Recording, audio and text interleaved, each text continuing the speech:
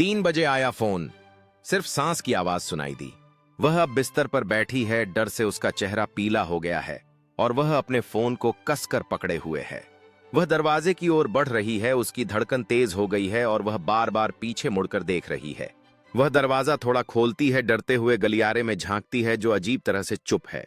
वह गहरी सांस लेती है और गलियारे में कदम रखती है, अंधेरे में किसी चीज का इंतजार करते हुए।